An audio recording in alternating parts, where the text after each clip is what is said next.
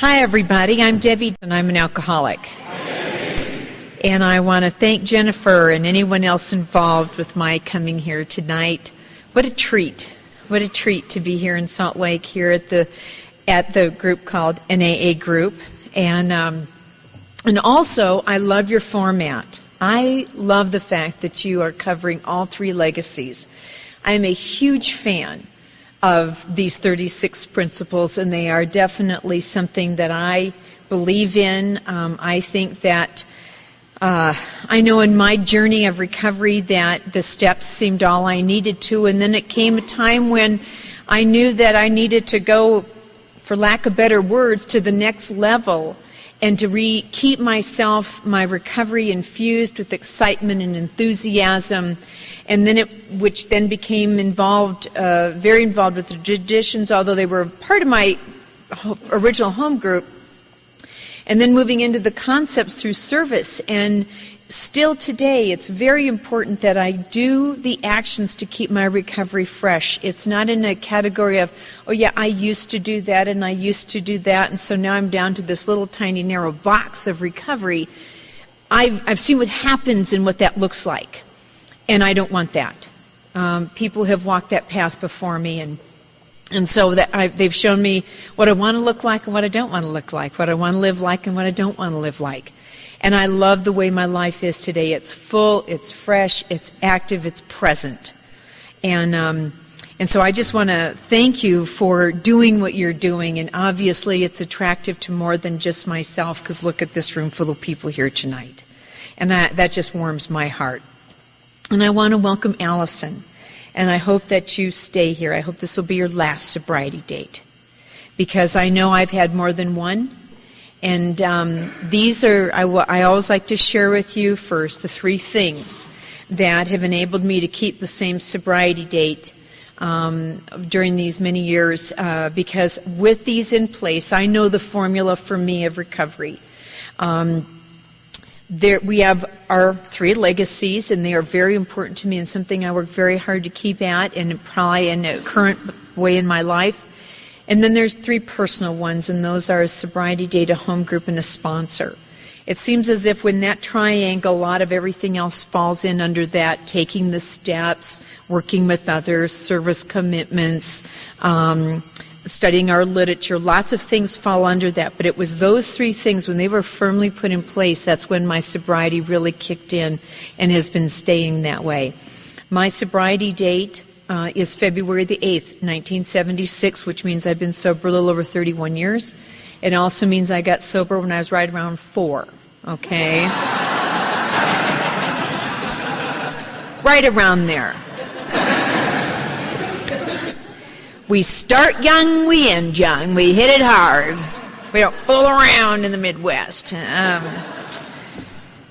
so, but I did get sober young, and you'll hear about that in a second, but I've had more than one sobriety date, but this one has stayed, and I believe it's because I've taken the actions our book talks about. I believe strongly in that daily maintenance. And what is that for me?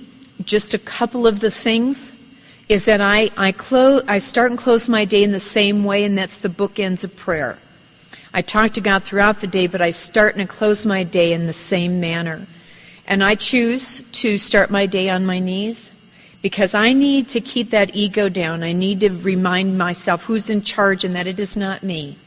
And I'm aware of my physical sobriety. I count my days. I keep a track of my physical sobriety, because sometimes I get to thinking that physical sobriety is, well, it's good, but I want more, and I forget what that real basis is all about here. And so I'm reminded of that. Some of the other things that I do in the morning is I ask God, please help me stay sober today. Relieve me of any obsessions I may have, because I don't know about you, but I never have a positive obsession, okay? I mean, I never fret about eating more vegetables or something like that.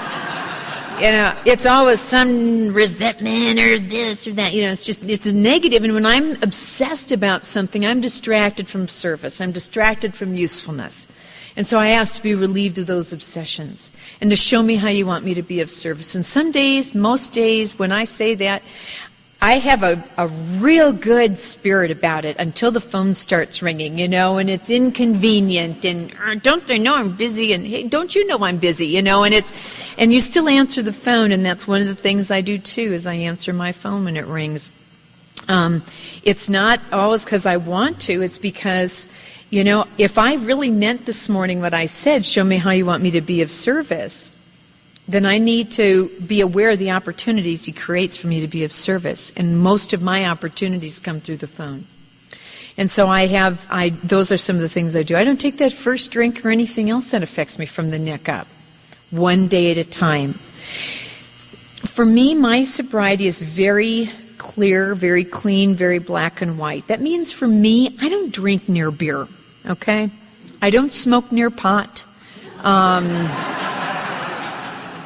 Because looking back, I never got near drunk, let me tell you. I was either dry or drunk, one of the two. There was no happy hour girl for a couple of hours in between. Whatever night when it started, it was finished somewhere down the line.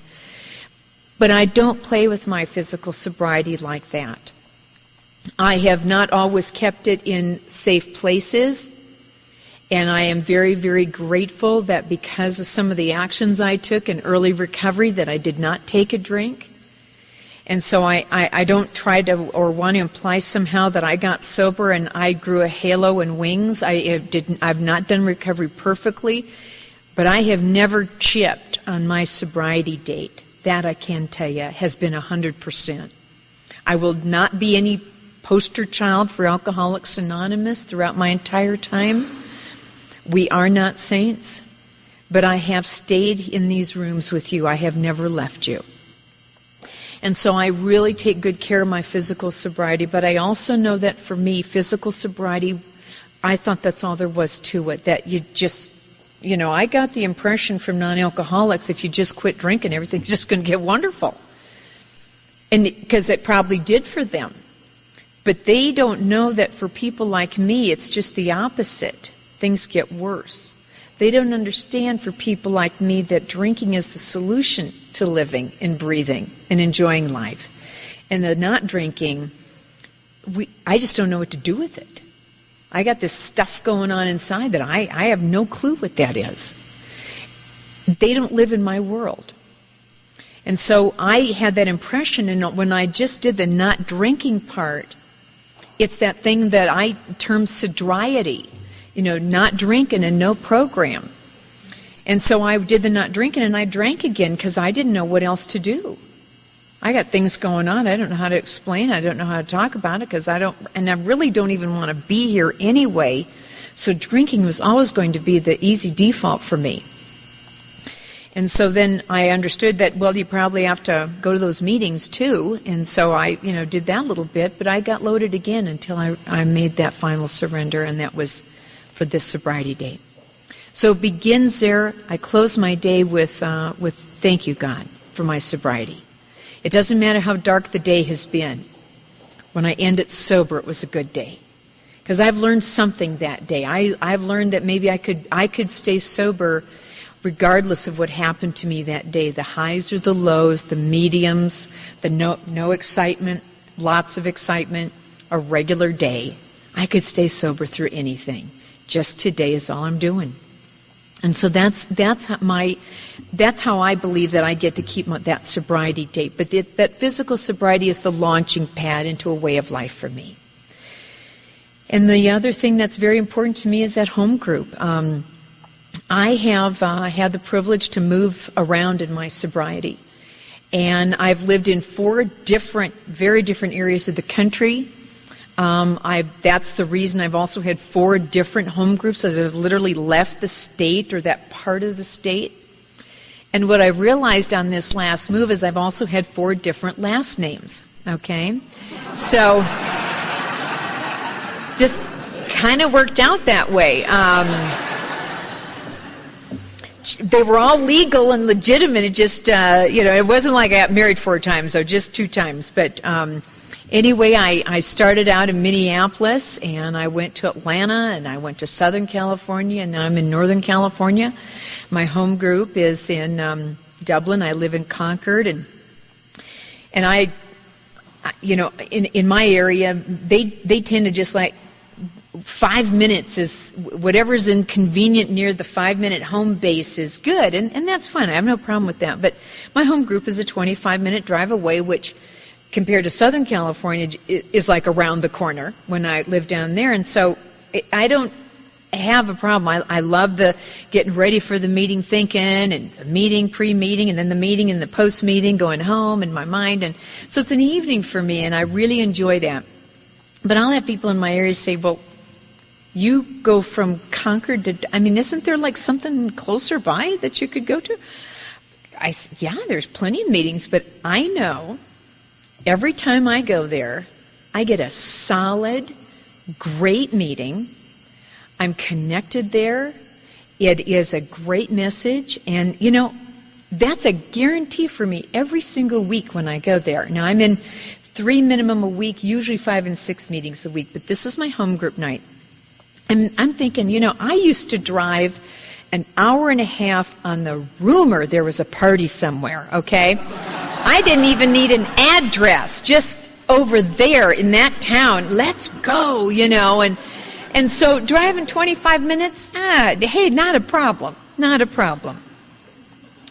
And I love my home group. I've always had a commitment in my home group, no matter what it is. Currently, I gave up the donut commitment because they needed me to do something a lot more critical, and so I'm the commitment coordinator there. I've done that before, but I've served my groups in all kinds of capacities to be a part of it. And I just go to the secretary each time and I say, what do you want me to do? How do you want me to be in service? Because I really like it when they pick it for me. Otherwise, I'd always pick something up front, or I'd always pick greeter, And the thing of it is that I'm not going to grow if I do the same thing all the time. And I'm going to deny somebody else the opportunity of what I got to learn from having that job. And so what do you need done? Tell me what you need. And so I love that home group. It's very important to me. In a home group in the beginning, I learned so many valuable things as I continue to. But some of those things were, the very first I remember is about courtesy and consideration. I didn't think about anybody but me. That mirror was right in front of my face. I was the only one I was thinking about. And they told me about how important it was to sit down and not get up and rumble around, and how many times I've been so grateful that I didn't do that or someone else did it around me, because there were so many one-liners in my life that changed the course of my life. And I cared about you, making sure that you heard whatever it was you needed to hear before I started caring about what I needed to hear. So I started learning how to, lack of a better word, behave in meetings well by thinking about you first. And then it kind of residually, I got the effect from it as well. And I began to listen and to hear the things going on around me. He taught me about having service commitments, being a part of, anonymously in service. I don't need to have the big deal job all the time or the upfront job. How to just get in there and be a part of. You know how to take, Deb. Now let's start giving back. And you showed me how to do that. You showed me how to place principles before personalities. I don't know about your home group, but every home group I've had, there's just been a couple of people that I know would be happier in another home group, You just know these things, And what's always amazing is that, I'm the common denominator here. They didn't live in Minneapolis or Atlanta or, And so I learned from that the skills that, I get the opportunity to place principles before personalities. They, too, are an alcoholic who's here trying to recover. They're doing the best they can. And I always think, if I'm thinking that about anybody, I don't say it. If I'm thinking that, I bet there's people thinking, wishing I'd go somewhere, to another meeting, too. So, I'm not everybody's darling. People, have thoughts about all kinds of things. And so I've learned to place principles before personalities. What a great tool that is, and Tradition 12 was talked about tonight.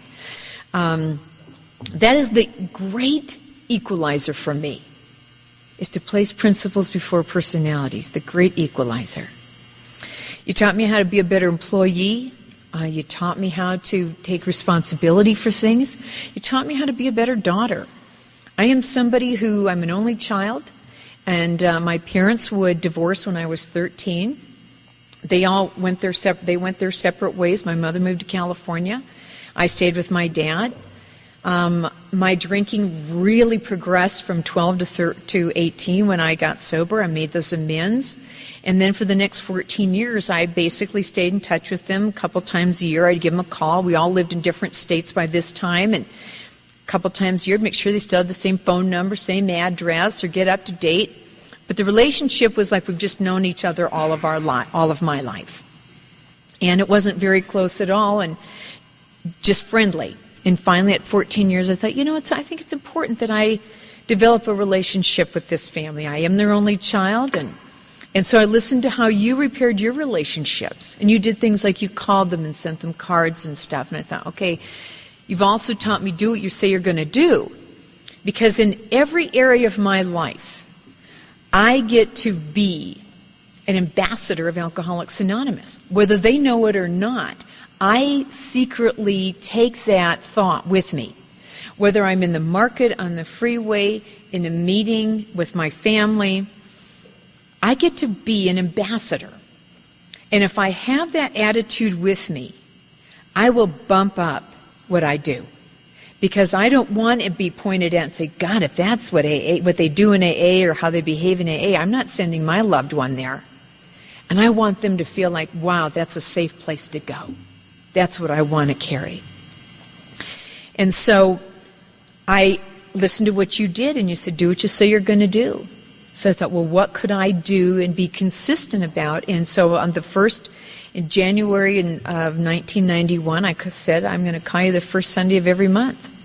And I did that last couple weekends ago, and that was the conclusion of 16 years, and I'll start the next year in January. Now, that doesn't make me wonderful. It just makes me responsible for a commitment I made. It also makes me require a little sticky note that until those calls are made, I don't move it to the next month to remind me. Because my world goes fast. It's busy, it's full. I never wake up thinking, well, I wonder what I should do today. I never have an unscheduled day. It is full of things to do. And I like that. It's not busy work. I feel it's very, useful work. But it moves fast. And so I remind myself how to do those kinds of things. And so you taught me about those kinds of gifts. And that's what a home group has done, because I've listened to your stories and I've heard you share your experience. And that third thing is sponsor. I've had 3 sponsors in sobriety. Marguerite in Minneapolis is still alive with 43 years. Joe was in Atlanta, and he died with 53 years. And my current sponsor, Millie from Southern California, is 38 years sober. And she and I have been on this path together over 20 years. It'll be 21 years next month. That relationship is very important to me, and it's important that I'm the active participant in it. It's not for her to call me. It's for me to keep her apprised of what's going on in my life on a regular basis. I talk to her at least once a week. I keep her apprised, and it's not that I need to ask her, what shoes do I wear? It's not that kind of a relationship. I can make those kinds of decisions, but living life and emotional things will always be part of being a human being. And I can get just a spinning on something, and I've got tunnel vision about me. I'm emotionally involved with whatever the outcome is. She is not. She can see things differently than I can. And that value is so incredibly helpful to me. And it guides me on the path of recovery. I have never been guided off this path. It has always been about Alcoholics Anonymous and the tools that we have here. And so I share these things because these have been the difference of why I've stayed sober 31 years a day at a time. Why I do what I do. The examples I have in front of me are amazing. I can only hope that I will be like them. And a sponsor for me, too, if I said one line about a sponsor, would be the people I've asked have been people that I want to be like when I grow up. I was willing to do what they did so I could have what they had. Follow and go where they go. That's why I picked the people that I've had. And so if you are new here tonight or you're sitting in this meeting restless, irritable, and discontent, and you don't have one or all three of these things in your life in an active state, a sobriety date that's honest, a home group you're an active member in, and a sponsor you actively work with, I invite you to incorporate those into your life. I will guarantee you, if you do, your life will change. I will guarantee you that. Because I have never seen that fail when we have given ourselves to this way of life. Fasten your seatbelts, because it's just about to begin. And what a life it's been for me. But I certainly wasn't shooting for anything like this, to be in Salt Lake on a Monday night with a little bit of chilly out there. I was raised in the cold. I was raised in South Dakota. I started there, and I had my first drink when I was 12 years old.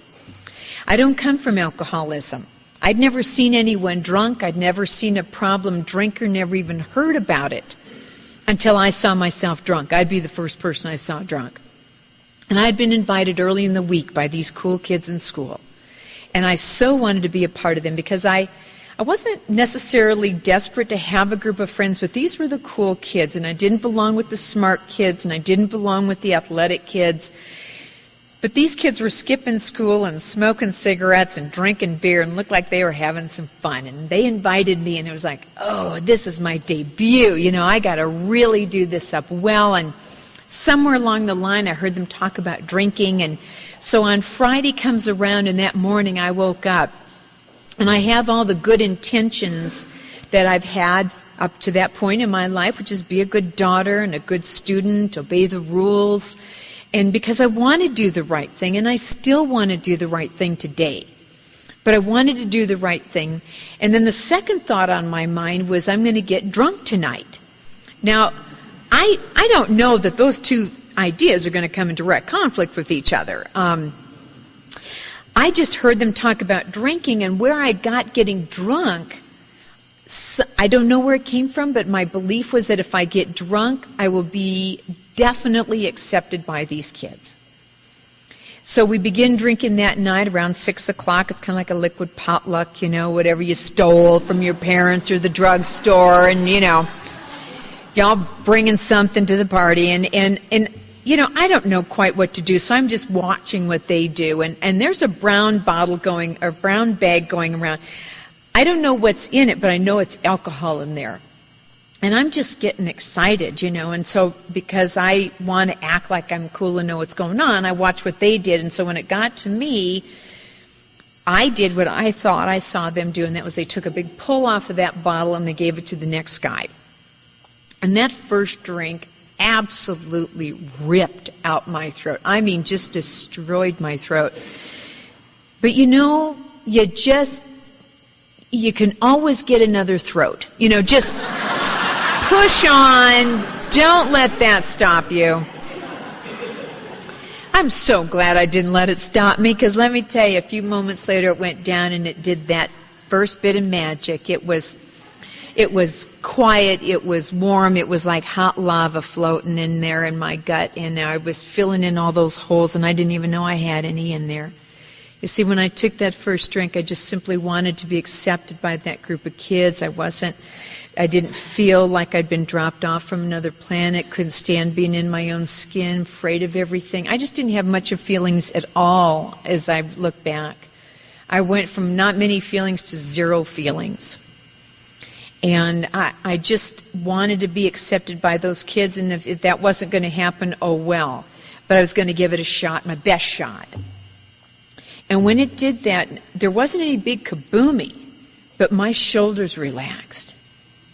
And there's this warm glow 2 inches behind my belly button, and I'm thinking, you know, oatmeal has never done this for me, you know. I don't know what's in there, but I want some more. And when I first heard that phrase in here, more now, oh man, I totally understood what that meant.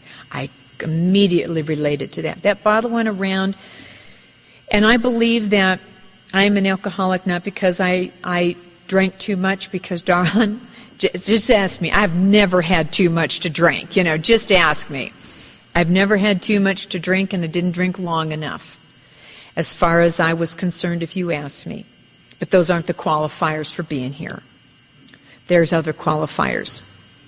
It's what it does to people like us. what it does for us on the inside. What happened for me has never, ever happened to my parents. I could have them read the book, explain it by professionals, and they would have an intellectual understanding, but no connection. Just like I don't have a connection to what happens when they drink, which is not what happens when I drink. And when that bottle came around the second time, because I wanted the same feeling, I took the same action.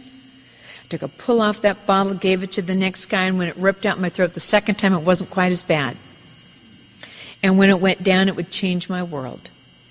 Up here for the second drink, I still felt the anxiety, please accept me. When it went down that second time, that anxiety up here turned into arrogance down here. And on the inside, I just sort of threw my shoulders back and I looked around that room of kids and I thought, hey, aren't they glad I'm here? You know? I know about that almost instant change of perception that happens. Drink number 1, please accept me. Drink number 2, who needs you? And it was that fast for me. And from that point on, I don't know if I was born an alcoholic, but I woke up, activated, kicked in this illness that we have. Because I activated the mental obsession. I told you how I woke up Friday morning. Good ideals, spot number 1. Get drunk, spot number 2. Saturday morning, those are in reverse. Thinking about drinking would stay number 1 for the next 6 years. Good ideals will be eventually removed because you can't drink and do good ideals, and so they go. The other thing that I activated was the physical craving. I don't know that when I take a drink, I just start the cycle of a drunk, that I do not have the ability to control my drinking. It was a choice as I saw it. I always want to get drunk. I just don't know that I can't stop once I start. I would activate for me some real common behaviors. I would drink as much as I could, as fast as I could, whatever I could, whenever I could. I would black out. I would usually pass out, and now and then I would have the dry heaves, and I had all of that happen that first night. And in my mind, I was able to separate. Now, I know I've never gotten drunk before. I also know I've never had these 3 things happen before. But my mind was able to disconnect them. These, I guess they just happened, but they had nothing to do with getting drunk. And so right from the very beginning, I'm protecting that drinking. I can't wait to do it again. I wake up Saturday morning. I'm thinking about drinking. Well, how much do I need? Where can I get it? Who can I buy it? I know that Friday night was the very last night in my drinking I ever shared alcohol with anybody. You'll have to get your own. I didn't have any favorites, but I would quickly get them. And a year later, I'm 13 years old, and I'm introduced to the wonderful world of drugs, because for me, the way I drink at 13 is whiskey out of a bottle with a beer chaser. I don't want to get there tomorrow. I want to get there now. And I find whiskey just happened to be the thing that I like to drink.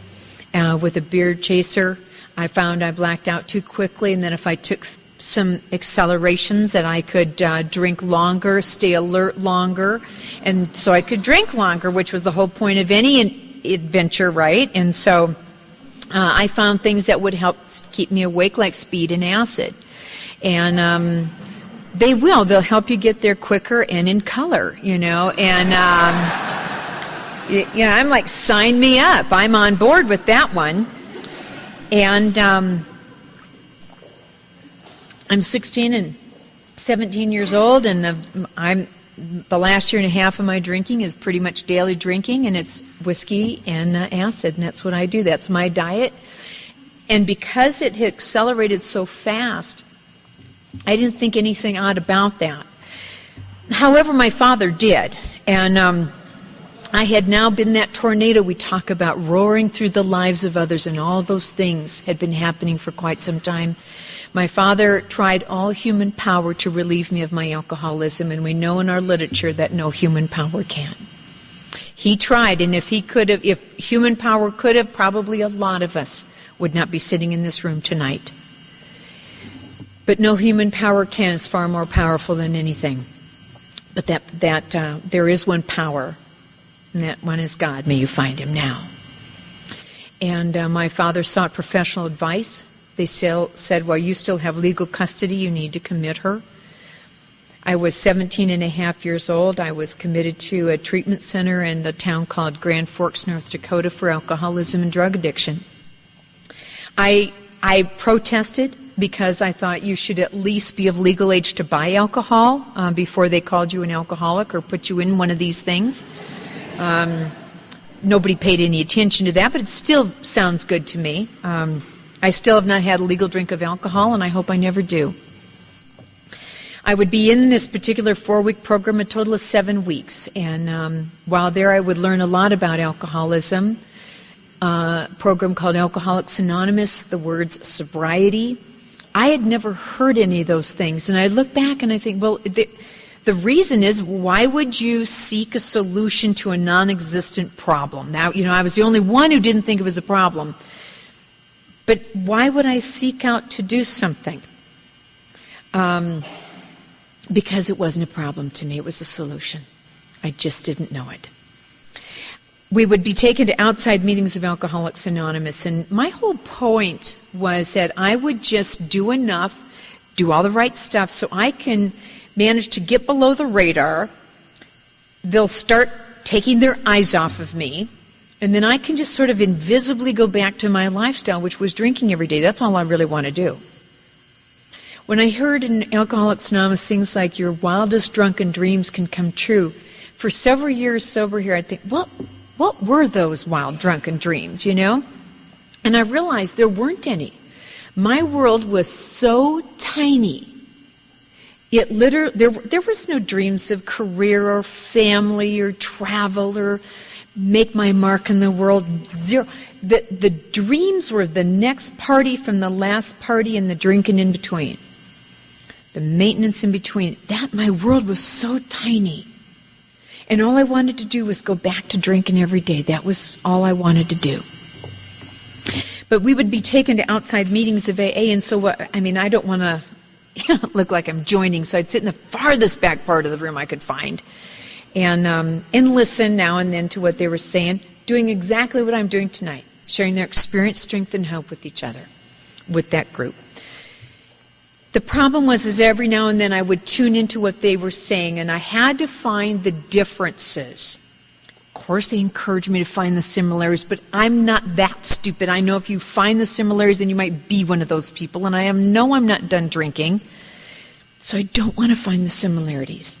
But the problem is when I'm put in an environment of physical abstinence, I begin to hear some things. I begin to have alertness, and I begin to have awareness. And if you don't have the problem, you won't recognize anything. You won't connect. And so I would hear things that I would rationalize up here, why my case is different, but down here where I really live, that 2 inches behind my belly button, I'm starting to sort of kind of remotely identify. And I would hear you say things like, I lost my family because of drinking. That's very serious. But my mind said, you can have mine. I don't want them. They're always talking about my drinking. You can have that family. But down here where I really live, it had been necessary for me to leave their home because it was no longer safe for them to come home to. They have an active alcoholic living in their home. I heard you say things like, I used to total out cars.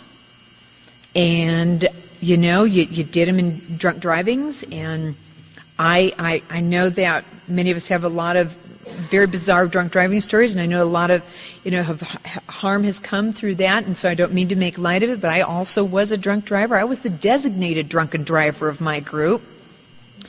And I could, in my mind, say, well, you know what, I have never totaled out a car officially.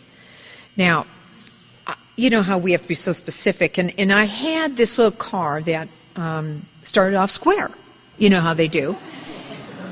And when you drink and drive like I do, they get rounded out with the drunk bumps, and they've got things kind of askew, and things are missing, and the window had been shot out of it, and my gas cap was a mitten I had stuck in there, okay?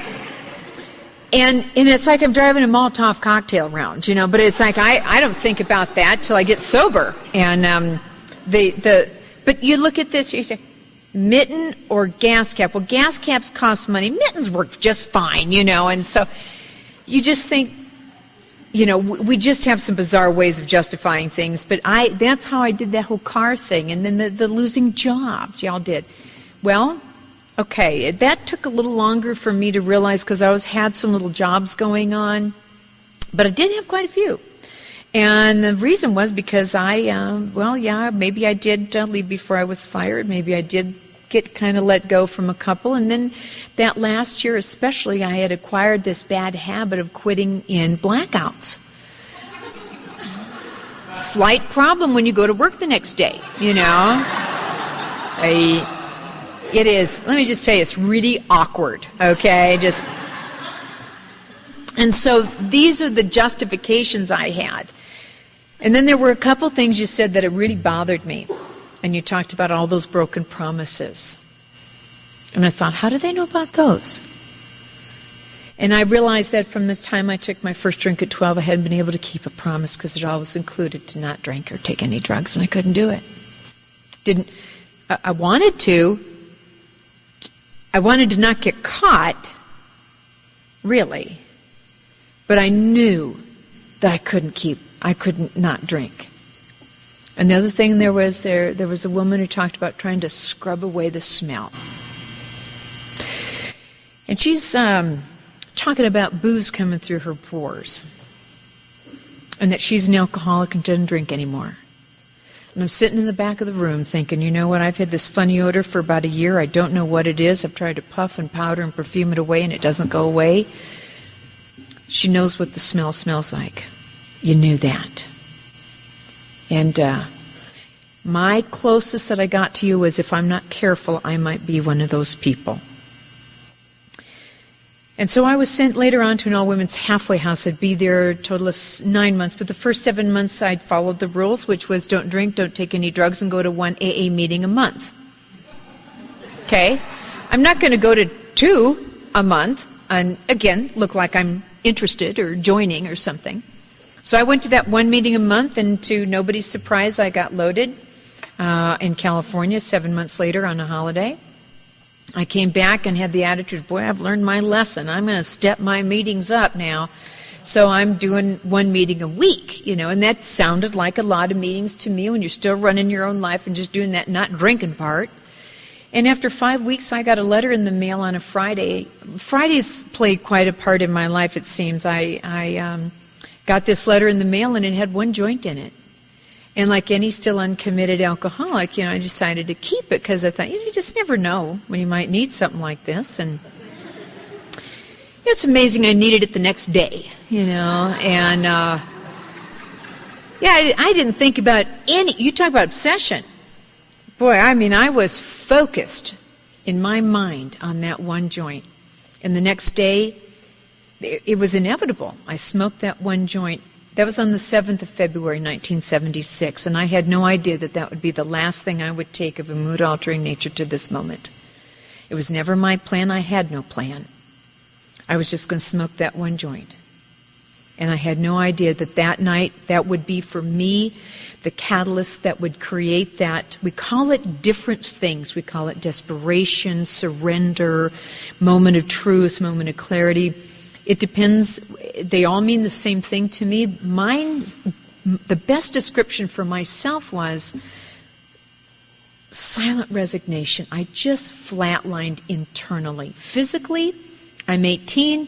You're bouncing back pretty good. You can put it back together pretty easily at that time. But emotionally, mentally, and spiritually, there had been no recovery going on, and so it had nowhere else but to sink. And for me, this was just the one thing that finally, those 3 areas flatlined internally in my life. And I didn't say a prayer, but there was a moment and then a thought that instead of all the objections I always had and the denial and the differences, what came into my mind was, you know what, those people in AA seem to know what to do. And I went to AA the next day, to that group I'd been going to once a week, and I went to the long-timers in that meeting, and I asked the most important question of my life. What do you do to stay sober? End of question. There was no debate. I don't really even know what they're going to tell me, but it doesn't matter. My life stinks, and I'm running it. I had heard many times, if you're running your own life, you've got an idiot at the helm, and I was proving them right. I was an idiot at the helm of my life, and that wasn't the last time I proved it either. So I asked them that question, and they knew I meant business too. And they said, well, what we do is one day at a time. We don't take the first drink or anything else that affects us from the neck up, and we get a sobriety date. I told you mine. We go to a lot of meetings, and we get a home group. Primary purpose. We get somebody that we can talk to, and that's a sponsor. Her name is Millie. We take these steps, and we get to develop a relationship with the God of our very own understanding. Because as I look at those steps, 12 is my marching orders into carrying the message and to practice what I've learned, these principles in all of my affairs. And that's what I was saying earlier about how, for me, it got to that point later on where I needed to go to that next level of our legacies and to incorporate those in my life, and then later on the concepts into my life. And so that became that I got a God of my understanding, which I continue to develop that relationship with. It is very vital to me, very important to me. They said that, those traditions, Deb, those aren't just for the group. Also learn how to practice those in your personal life. And I realized that they were not designed necessarily for personal application like that. But yet when I came here, I had absolutely no tools to interact with other people. By taking those traditions into my life, it is amazing how I'm able to be amongst people and be comfortable the majority of the time. At least act like I'm comfortable and be a part of instead of an isolator, which is so easy for me to do. How to have a relationship with family, another person. And so I've learned how to take those into all of those affairs as well. And we try to be of service and to carry this message. And so that launched me on my path. Those first 4 years, I was very active in Minneapolis. And just shy of my 4th birthday, I moved to Atlanta. And I got that sponsor locked in, home group locked in, took a 4-year birthday cake. And in my mind said, you know what? You know something now. I have no idea what I know, but okay, good. And what I went with is that 7 meetings a week is an awful lot of meetings. I think I'm going to trim that down a little bit, get a little balance in my life. Now, I don't have family, I don't have plans for school or service, but I went from 7 meetings a week down to 2 or 3. It quickly became 2. And what happened is that the insanity and walking into the room called complacency, of which you really can't easily see the door of, is what I went into. And for the next 2 years, everything in my AA life began to shrink. Instead of getting to the meeting, 30 to 45 minutes before the meeting, I'm getting there 5 minutes before the meeting, walking up a coffee and sit down. Because that's all you have time for in 5 minutes. Instead of being one of the last people to leave my home group, now it's amen, shake, shake, and you're looking at my taillights going out of there. If you could have heard my mind after the second meeting, you would have probably heard something like, well, got that done for the week. I was treating it like a punch in, punch out, take, one more time. And I was wondering why at 6 years of sobriety I am extremely restless, irritable, and discontented. I didn't take a look at my actions. I had another solution, which was people, places, and things are going to make me happy. Now, the real words on that are called men, money, and mansions are going to make me happy, okay? I'm living in Atlanta. I'm going to be looking for Rhett and Tara. Okay, so here we go. And about 3 weeks later, I met a little fella on a Friday night, and so it was an automatic omen as far as I was concerned. I meet this little fella, and he had most of the qualifications I was looking for.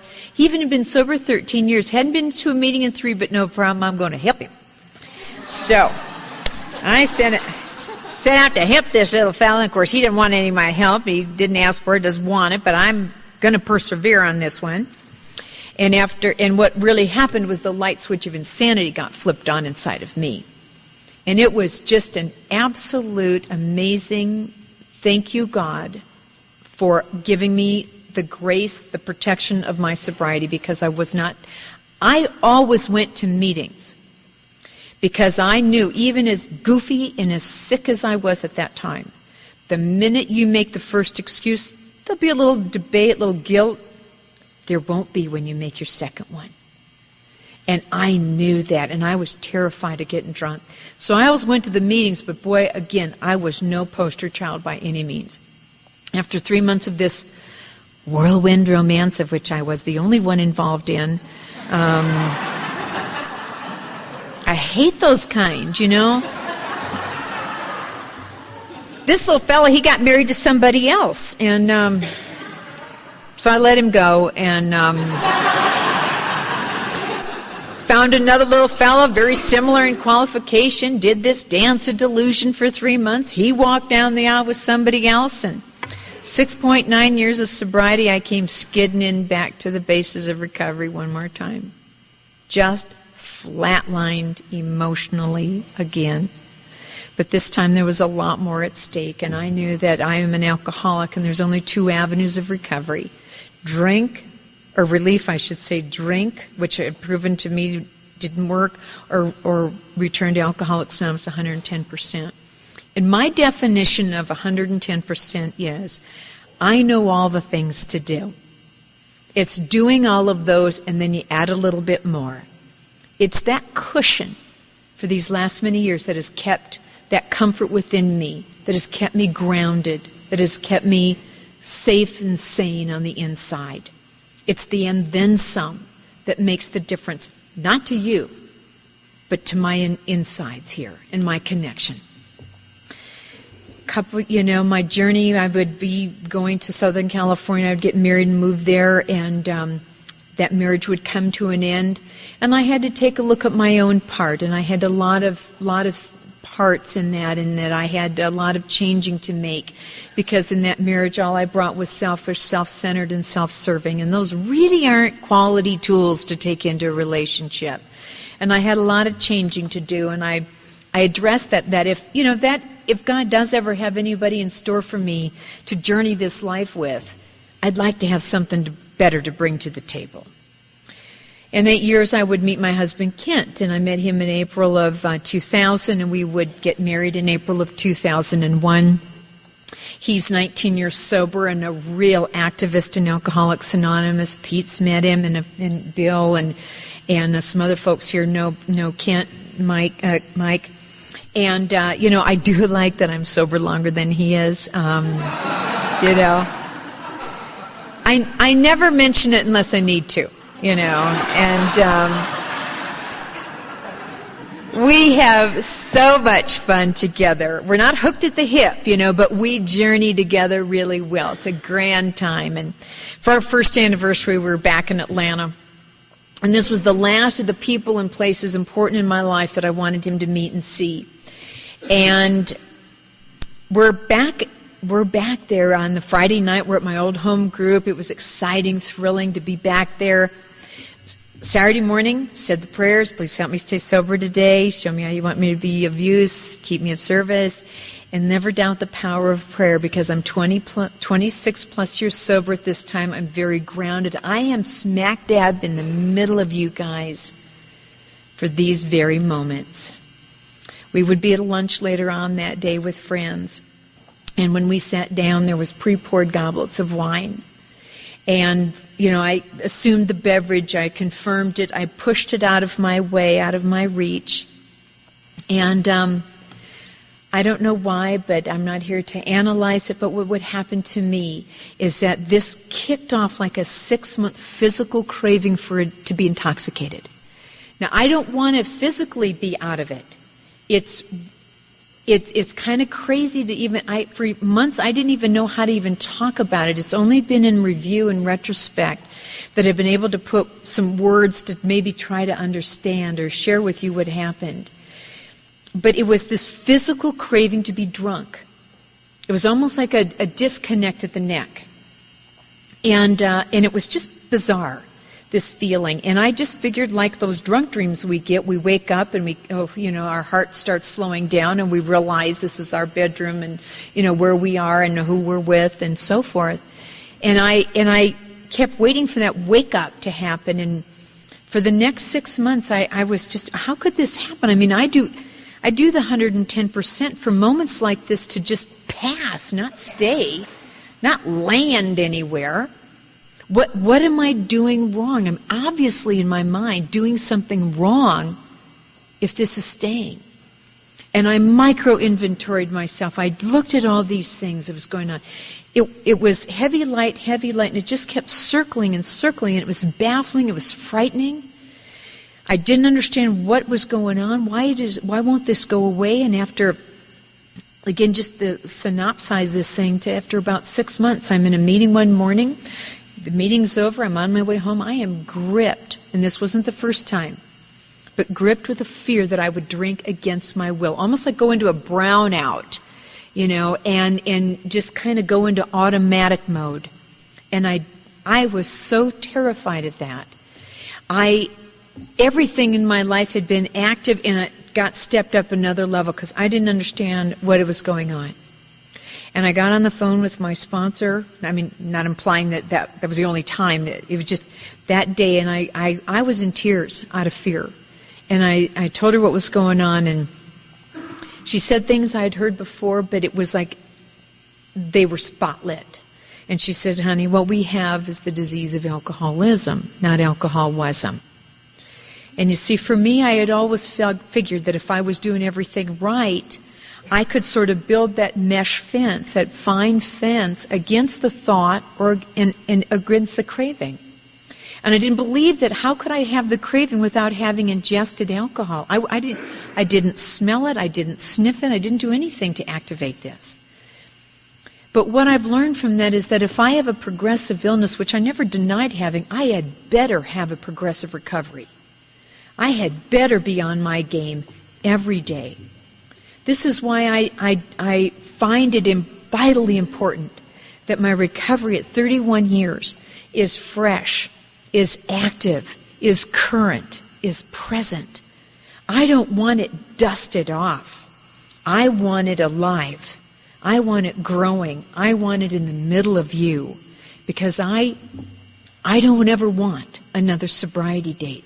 I want to be an example, the best I can be, of what recovery looks like, and that we're never too long sober to have a commitment in our meetings, to be in service, to do the inconvenient things.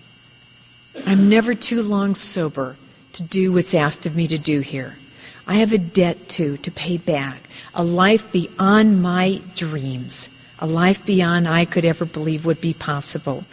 And, I recently had gotten this email thing. I don't usually read these, but this one really caught my attention. It was these bunch of favorite quotes people had. It wasn't like big book quotes or anything, but phraseologies, one-liners.